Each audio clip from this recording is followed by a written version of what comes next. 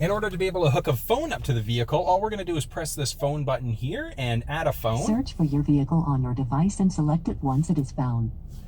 Now we're going to go into our phone and make sure that our Bluetooth is turned on. And we're just going to give that a second here. As you can see, we've got Forward Edge appearing here.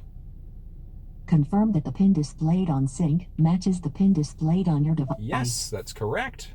And we're For going your to safety, allow. please stay alert to changing road conditions and use Sync's voice-activated features while your vehicle is in motion.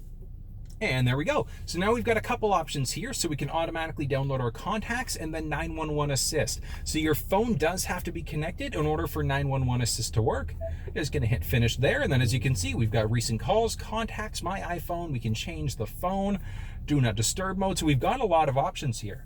Now, in order to be able to delete the phone from the vehicle, what we're going to do is go to Settings, Phone.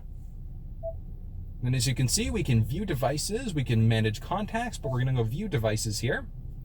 And we've got my phone here. So by clicking that, we've now got the option to disconnect from the phone.